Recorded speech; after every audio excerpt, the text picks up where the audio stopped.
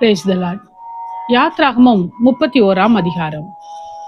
பின்னும் கர்த்தர் மோசேயை நோக்கி, நான் யூதாவின் கோத்திரத்தில் ஊருடைய மகனான ஊரியின் குமாரன் பெசலெயேலை பேர் சொல்லி அழைத்து, வினோதமான வேலைகளை அவன் யோசித்து செய்கிறதற்கும், பொன்னிலும் வெள்ளியிலும் வெண்கலத்திலும் வேலை செய்கிறதற்கும், ரத்தினங்களை முத்திரை வெட்டாக வெட்டி பதிக்கிறதற்கும், மரத்தில் சித்திர வேலைகளை செய்கிறதற்கும் மற்றும் சகலவித வேலைகளையும் யூகித்து செய்கிறதற்கும் வேண்டிய ஞானமும் புத்தியும் அறிவும் அவனுக்கு உண்டாக அவனை தேவ ஆவியினால் நிரப்பினேன்.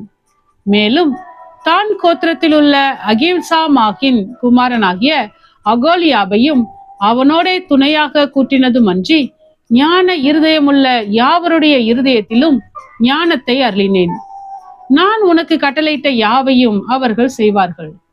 ஆசரிப்பு கூடாரத்தையும் சாட்சி பெட்டியையும் அதன் மேலுள்ள கிருபாசனத்தையும் கூடாரத்தில் உள்ள சகல பனிமுட்டுகளையும் மேஜையையும் அதன் பனிமுட்டுகளையும் சுத்தமான குத்து விளக்கையும் அதன் சகல கருவிகளையும் தூபபீடத்தையும் தகன பலிபீடத்தையும் அதன் சகல பனிமுட்டுகளையும் தொட்டியையும் அதன் பாதத்தையும் ஆராதனை வஸ்திரங்களையும் ஆசாரிய ஊழியம் செய்வதற்கான ஆசாரியனாகிய ஆரோனின் பரிசுத்த வஸ்திரங்களையும் அவன் குமாரரின் வஸ்திரங்களையும் அபிஷேக தைலத்தையும் பரிசுத்த ஸ்தலத்துக்கு சுகந்த வர்க்கங்களாகிய தூப வர்க்கத்தையும் நான் உனக்கு கட்டளையிட்டபடியே அவர்கள் செய்ய வேண்டும் என்றார். மேலும் கர்த்தர் மோசேயின் இடத்தில், நீ இஸ்ரவேல் புத்திரரை நோக்கி, நீங்கள் என் ஓய்வு நாட்களை ஆசரிக்க வேண்டும். உங்களை பரிசுத்தப்படுத்துகிற கர்த்தர் நான் என்பதை நீங்கள் அறியும்படி இது உங்கள் தலைமுறை தோறும் எனக்கும் உங்களுக்கும் அடையாளமாய் இருக்கும். ஆகையால் ஓய்வு நாளை ஆசரிப்பீர்களாக. அது உங்களுக்கு பரிசுத்தமானது. அதை பரிசுத்த குலைச்சலாக்குகிறவன் கொலையுண்ண கடவன். அதிலே வேலை செய்கிற எந்த ஆத்துமாவும் தன் ஜனத்தின் நடுவில் இராதபடிக்கு அறுப்புண்டு போவான். 6 நாளும் வேலை செய்யலாம். 7ஆம் நாளோ வேலை ஒழிந்திருக்கும் ஓய்வு நாள். அது கர்த்தருக்கு பரிசுத்தமானது.